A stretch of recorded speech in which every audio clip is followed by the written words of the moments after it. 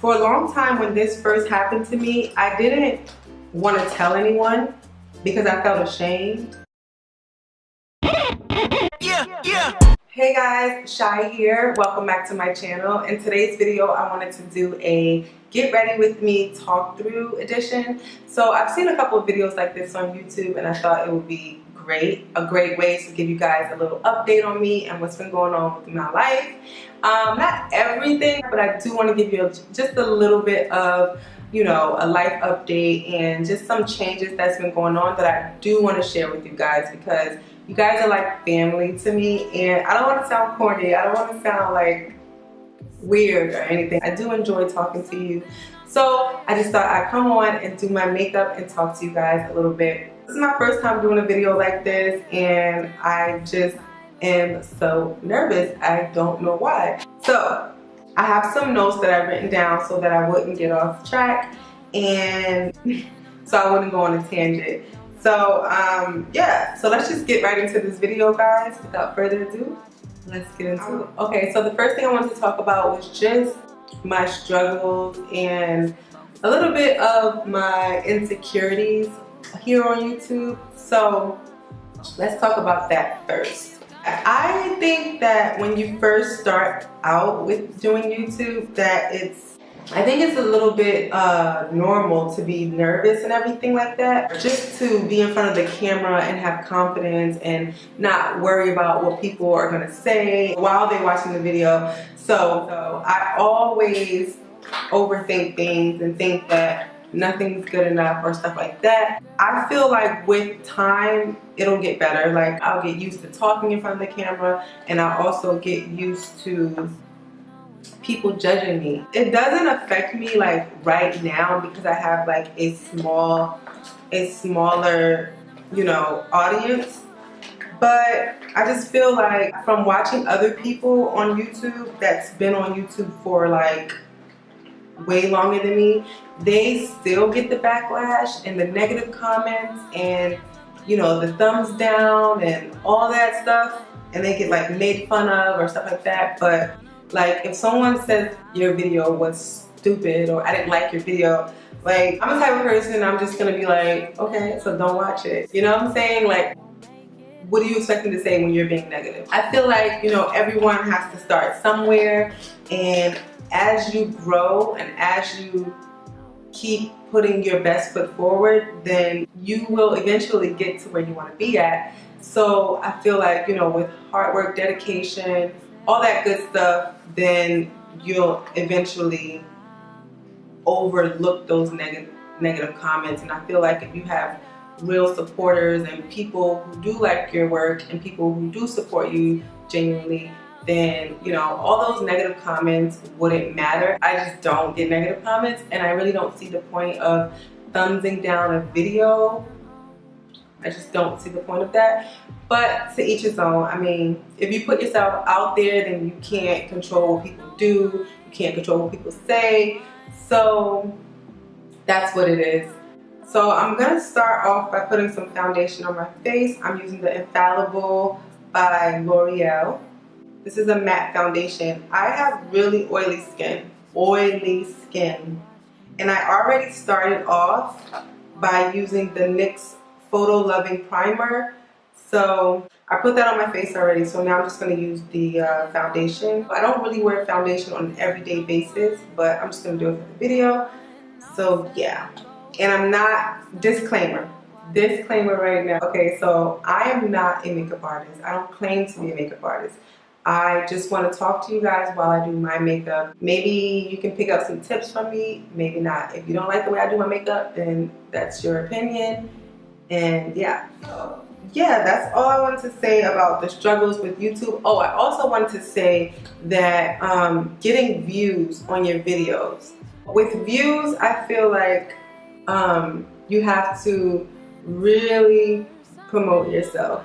The thing about me is that, like, I'll stay up all night editing and stuff like that, and like I'm not scared to post it on YouTube, but I'm scared to like tell people to go and watch it, because I'm like, what if they think it's not good as I think it is? You know what I'm saying? Or what if they just don't like to watch videos like that. Okay, so don't watch it. And they just don't find it interesting.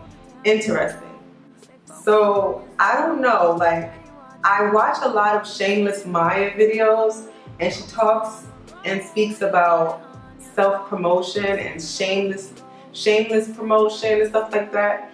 And I really get excited and inspired whenever she talks about that. Like, it's something that makes me think, like, you know what? If she can do it, I can do it. You know? Like, I'm gonna be like that. You know? It's easy to say that. Like, oh, I'm gonna start doing this tomorrow. Like, you know? And I'll do it. Like, I'll actually wake up and do it, and I'll post it on my Snapchat, and I'll post it on my Instagram, but it still wouldn't get views, or it wouldn't get as many likes, or it wouldn't get as many comments, but it will get some, you know? Like, there's this one girl, she's a subscriber of mine, her name is hairCartel. Like, she watches like every video that I post. I just appreciate her so much. I'm looking really kind of white. But she watches me so much, and she likes every video I post. She comments almost on every video I post.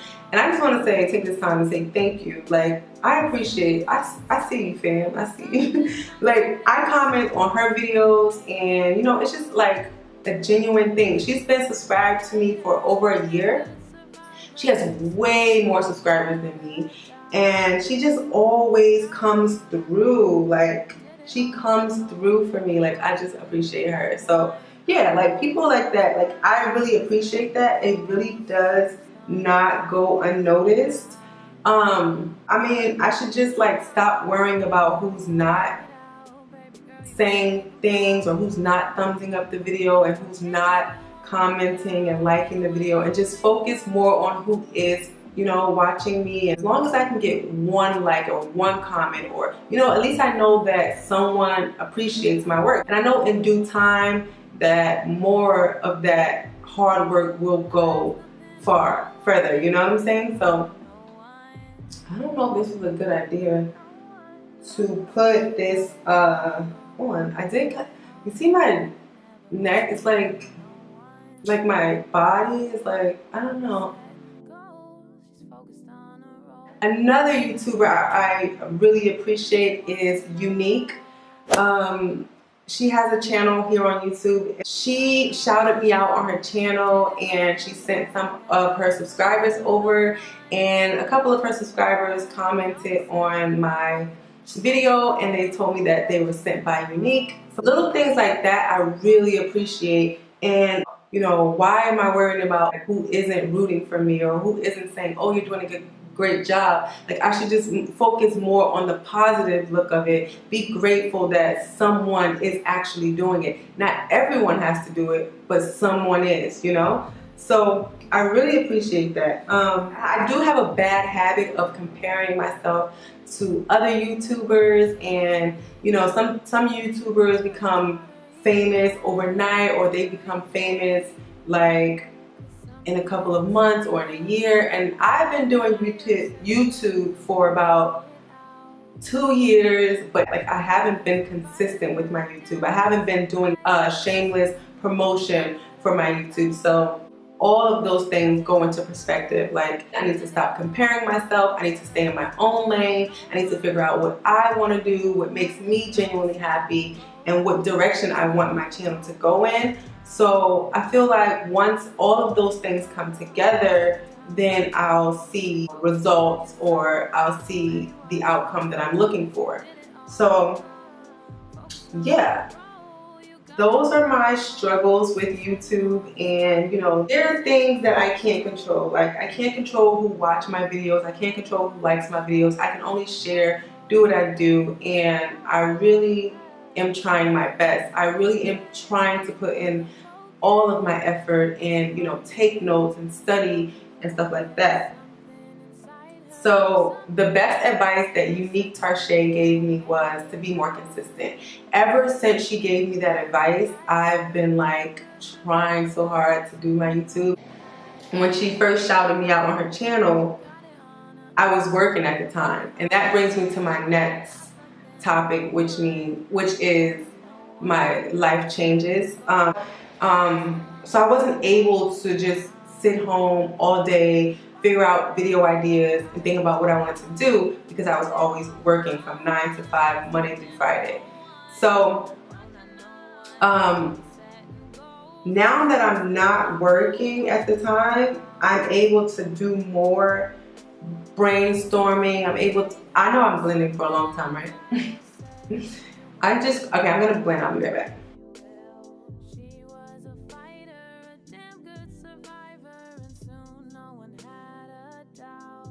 This is not easy. Trying to record and do your makeup and keep track of what you're talking about and looking in the camera and not the viewfinder, it's hard. But I'm gonna keep going with it. I'm not gonna like, okay. So another thing I wanted to talk about was one life change that was really difficult for me to go through and stuff like that. So I was recently working in a medical office in Brooklyn, and I basically was there for about 7 to 8 months. I was basically trying to look for a job. I was praying for a job. I was at another job that I really didn't want to be at, and I was really meditating everything for a new job in my field. Something that I had a passion about, something that I had experience with. So I was really praying for this job. Lo and behold, soon as I prayed for this job, about a week later, a friend of mine, well, not a friend, she was someone I went to school with for medical assistant. She told me about this job. She was there for about 4 years, and she was saying, hey, you know, my job is hiring. Are you interested? Are you looking to work? At the time, I was living in Connecticut. Why can't I find anything? It's so annoying. I was already going through so many things. I was going through court with my daughter. I was going through financial problems. I was going from job to job, indecisiveness. Like, it was just a lot going on with me. I did so many things to just, like, you know, bring in something new, something different. And you know, it's so true what they say about be careful what you ask for, because you just might get it, right? So all that praying that I was doing, you know, asking God to, you know, send me a job, made vision boards, like I did all of that. And then I got this job. I was super excited about it. Wasn't that excited about the pay, but I was excited that I had a job and that I can get some experience. So I was there.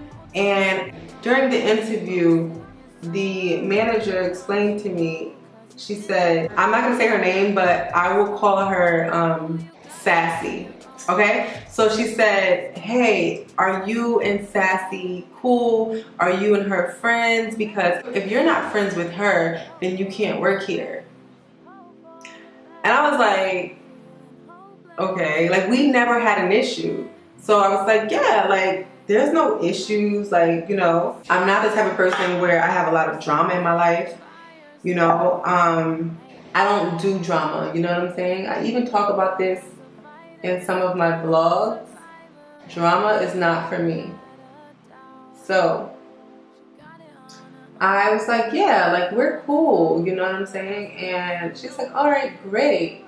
I didn't think it was professional, you know. I just felt like, why would you say that to somebody?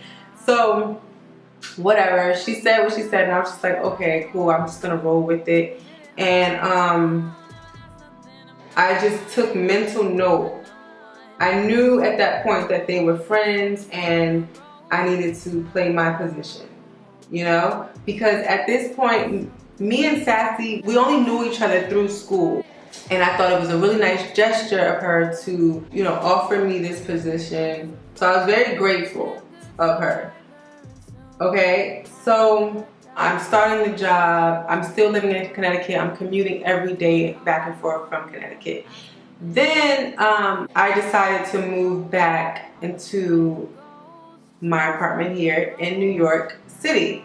And the commute is way easier. You know, I'm not spending as much in gas. So I'm just like so grateful. right? So everything is going great until one day I'm at work. So I was doing the billing, and I was trained by this wonderful, wonderful coworker of mine. I caught on very quickly. I did my job effortlessly, if I do say so myself. I'm always trying to work efficiently and do everything right and be a perfectionist, right? So one day a patient came in and he wanted to sign in the sheet to see the doctor. Normally the pens are already on the clipboard when they could just sign it, but this day there was no pen there. So everyone else had like went off to do something else, and I was standing there by myself. So I had a pen in my hand, but I didn't realize I had a pen in my hand. So my first instinct was to pick up a pen and give the patient.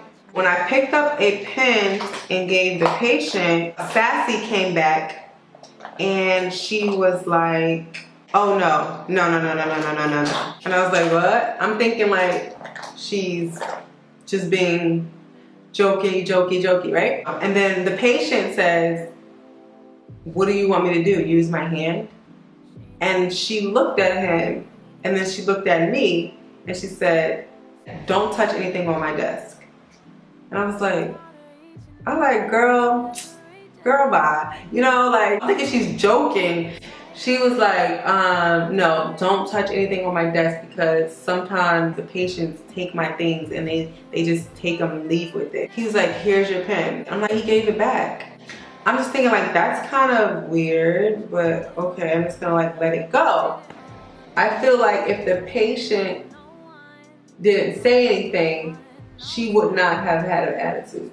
Sassy, she's very like easily angered. Like any little thing will make her go off. Like if you don't say good morning to her, or if you come stand next to her and put your phone on her desk just for while you're making a fax or something. Maybe things that wouldn't make me go off as fast would make her go off in an instant, you know?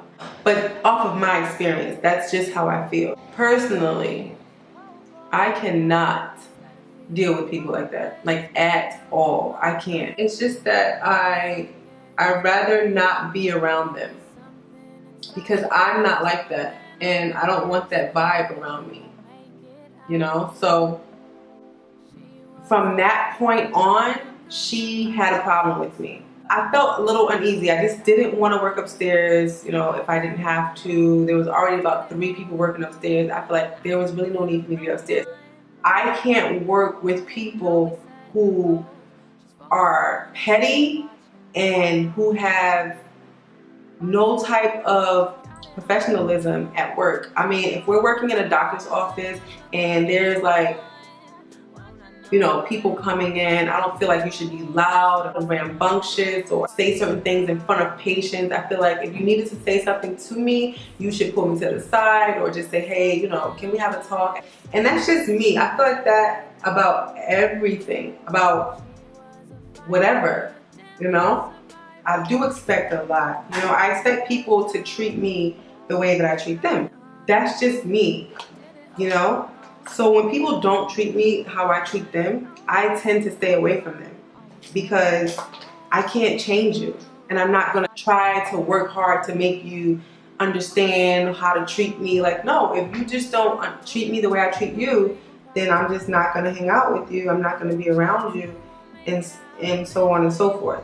After I went down and talked to my manager about not wanting to work upstairs, I guess my office manager and her had a conversation, and later that day after work, she sent me a message on Facebook and was like, hey, you didn't have to go snitch on me. You didn't have to go tell. And I'm just like, what? And then she's like, but now I see where we stand, and you can go over there with the rest of the crew, meaning like the rest of the people that she didn't like. They knew exactly how she was. Now me, I didn't know how she was, because like I told you, I don't know anything about her like that. I just know her from school. So people were like, oh yeah, that's how she is, get used to it. But I'm not gonna like kiss ass and all that stuff, right? So After that, she just didn't talk to me ever again. Like, she would just try to bully me. She would try to walk by me, make comments, or she would know that I'm coming inside the door. She would lock the door to get me riled up and to get a reaction out of me. So, of course, being the classy person that I am, you know, I didn't feed into her. I have to deal with it in my own way. I have to be better, you know, I have to rise above and, you know, be the bigger person and everything. So that's exactly what I did. And then I realized that there's another higher office manager who works there. She pulled me and Sassy to the side to have a meeting with us. And in that meeting, I didn't even have to say much. She seen off of Sassy's reaction and how she was responding exactly what I was trying to convey to her. Like, and I was just like, you see? You see what I'm saying? I had someone who understood me and who was going to be completely fair. So once the meeting was over, I felt like everything got worse. So she just kept on, and then at one point, I realized she was trying to get me fired because she was so mad. She was so mad. Like, she was out to get me fired. I got written up one time for being late, and she was like basically telling me like, you're late, and you know, I'm gonna start writing you up, and if you get written up 3 times, you're fired. So I'm like, okay, whatever. At this point, I didn't even want to work there anymore because I already knew that she was gonna try her hardest to get me fired. And so at this point, I'm already looking for a job. I'm just like, the next day when I came into work, she had a camera right in front of my office, like right at my desk. You need to like put cameras in the office to see what's going on. That's okay, that's cool. But as far as listening to what I'm talking about and when I'm talking, like, that's illegal. One day I was on my way to work, I got pulled over. At 9 o'clock, I got pulled over. I was late already at that point. I didn't text her to tell her I was late. I didn't, you know, say anything about being late. I just came in late. She fired me. She fired me. Like, you're late again, and I told you that I wasn't gonna accept this. So you need to go home, and this is your final notice. And she wrote me up, and she fired me. So I was like, I know exactly now that like, this is just not fair. And I was like, I knew it was because of her friend. I would even hear her on the phone sometimes with her, telling her like what she's gonna do, like she's gonna write me up or she's gonna fire me and stuff like that. She would tell Sassy that before she did it. I don't trust people. Like, I don't need that in my life. Like, that's why I stay to myself. That's why I don't have a lot of friends. Like, I have a lot of people that invite me places and I go out with and I talk to. I know a lot of people, but it's hard for me to call them my friends, you know? I'm just learning that everything is not what it seems, you know? And even on YouTube, like, everything is not what it seems. So if the lighting is a little different, that's because I had to charge my battery for like ever. And now the sun is kind of going down. I don't really know where I left off at, but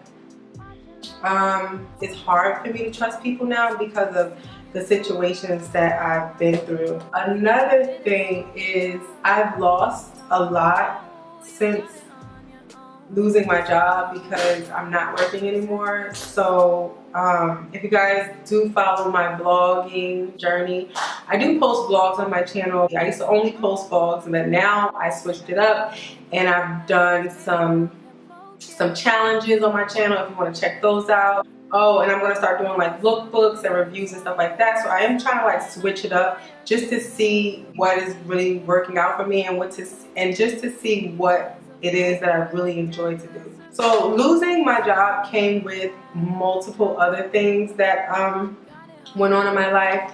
I recently lost my car.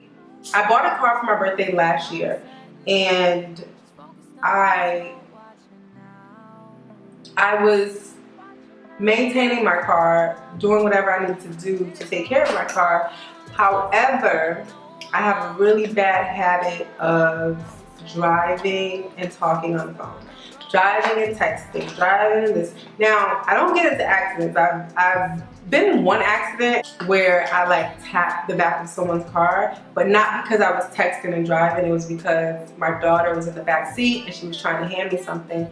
And it was a little bit of stop and go traffic, and I thought I was in control, but I clearly wasn't. I looked back and then I tapped it. It wasn't like a crash, a huge accident. So I had some tickets that I didn't pay off that was over about $350 in tickets. So they booted my car first, and then they gave me 3 days to pay off the amount that was owed. Like I said, where I was working did not pay me a lot of money, and on top of that, I already got fired. So I was just like, what is my life about right now? Like, why is this happening? Like, is this a joke? Like, is this a joke? I proceeded to look for a job and to just make a way to provide for my daughter and everything. But, you know, everything happens when it's time to happen. At that time, I just figured, you know what, this is the perfect time for me to try to pursue my YouTube career and everything like that. And YouTube is something that I really enjoy doing. I love filming, I love editing. Like, guys, when I was in school for computers, I took up occupational studies, and I had majority of my classes were computer classes. Graphic design, computer technology, Microsoft Office, Excel, like all of my classes were computer classes. So I enjoyed it. And once I came across YouTube, I thought it was just simple, sitting in front of a camera, talking, and then posting a video. I didn't know that it took up to hours and hours and hours of your day, and all the editing and all the transitions and all the music and all the titles. But I never felt like it's something that I couldn't do. I always felt like it's something that is going to be fun. It's going to be enjoyable. Like, you're going to enjoy doing this. You're going to learn. You're going to find out new ways to do things. So I always felt like it was something that I was going to enjoy. But, you know, at the same time, I just didn't have the time at the time that I was working. So now that I'm not working, and I feel like my life is just like refocusing, and it's like, it's kind of like spinning and shaking things up. It's trying to get me to where it needs to be, and I feel like now is the perfect time for me to just, you know, learn more about YouTube, learn more about editing, and that's exactly what I have been doing.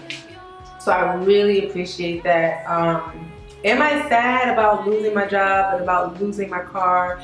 Something that I spent so much time trying to earn and, you know, putting a lot of effort into. Yes, I am devastated. I'm so devastated. I'm so confused. I'm just like, I don't understand. But, you know, at the end of the day, I realized that whenever stuff happens, you know, at the same time, then something better is going to come out of the situation. For a long time, when this first happened to me, I didn't want to tell anyone because I felt ashamed.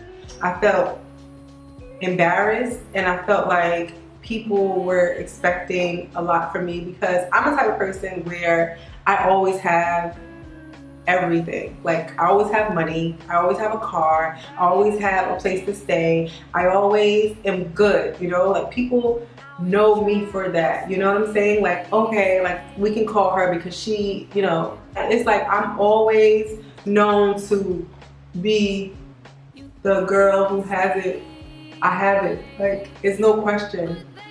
So I worked really hard to get that car.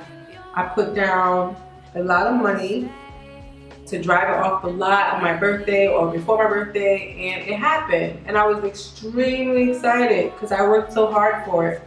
And I did it by myself, and I started listening to a lot of TD Jakes. I don't know if you guys know who TD Jakes is, but he's a minister, and I love his word. I love his message. Everything he talks about, I just feel like he's talking to me. I feel like he just speaks to my heart. And he started to talk about God and how God gives you things, and when just because you think you deserve something, God gives you something to test you, to see if you're really ready for this. And I felt like, you know, God did bless me with that car, but maybe I just wasn't ready for it. And maybe I wasn't ready for the responsibility or the everything that it came with. I wasn't being mindful of my tickets. Like, I was letting all of the tickets accumulate and add up, and then it got to the point where I got towed and I wasn't able to get the car out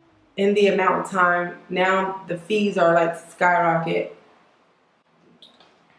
I don't know when I will be able to get it out, but I'm not focused so much on getting my car out anymore. I'm just focusing on how to take better care of things that God blessed me with, and just try to be more responsible. I'm just being a better person, like, you know, being more considerate and everything like that. So I definitely have learned my lesson when it comes to being a more responsible person, and things that I need to take more serious.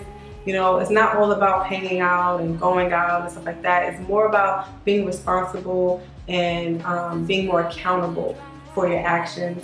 So I really am spending this time trying to just learn more and more responsibility. You know, that's that.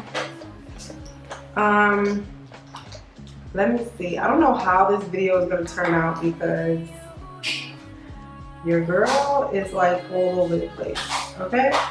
If you stood around to this point of the video, just go ahead and give it a thumbs up, just for me trying and for you being so patient with me. I don't think it's ever too late to want to, you know, be a better person or change your ways.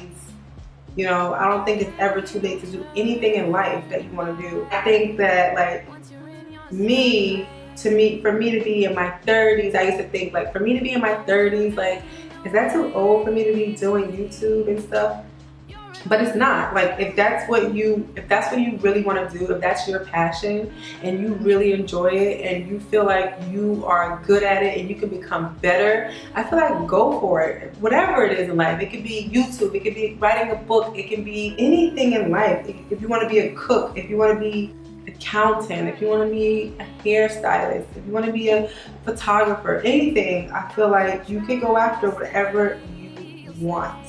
It's never too late. And I don't like when people say, oh, it's too late for me to try to do this. Like, it really grinds my gears when people say that. Like, what?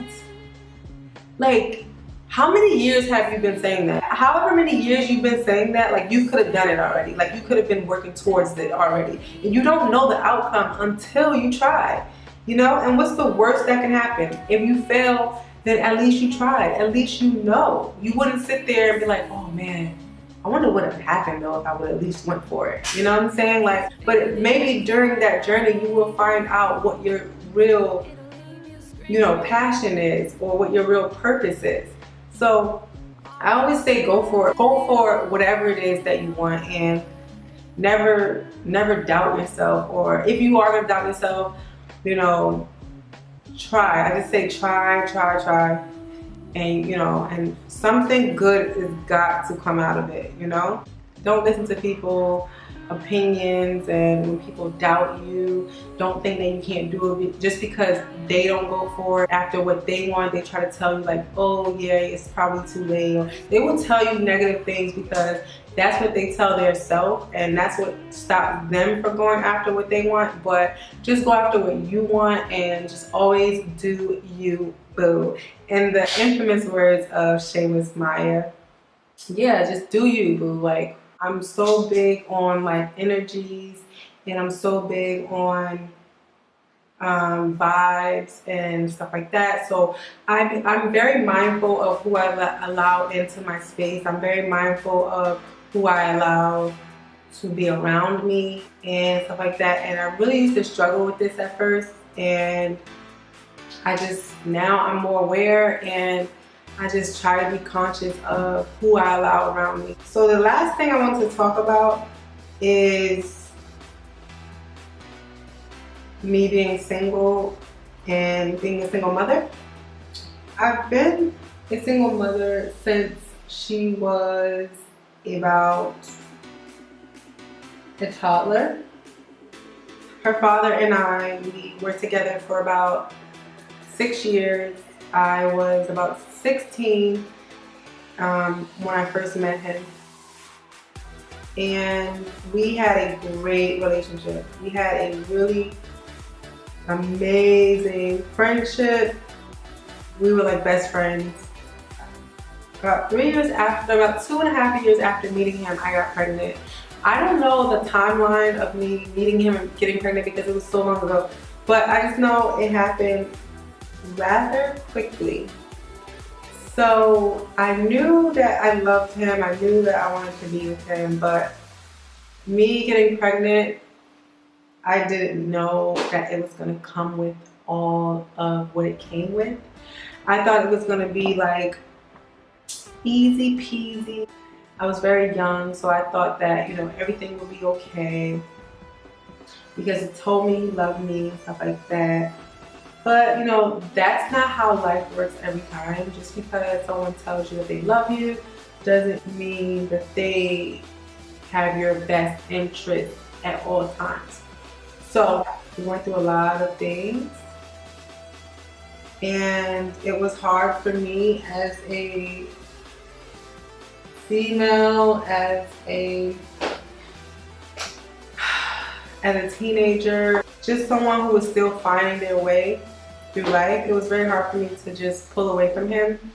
I didn't have family here. The only family I had was my father, stepmother, and my stepbrother. The rest of my entire family lived in a whole nother state, far away. I wasn't able to just like go home whenever we would get into it. I wasn't able to do that, so I had to stay most of the time, and the relationship became, I'm gonna be completely honest, the relationship was abusive, and I stayed. I stayed because I loved him and I thought he would change. I thought me being pregnant would help the situation, and you know, it just didn't. And you know, I would never try to like bash him or make him feel like he wasn't a good father, because I do believe in second chances, and I do believe in people changing and giving people the benefit of the doubt. It's just that you don't always have to be the victim. You don't always have to like go stay because someone says that they love you or something like that, you know?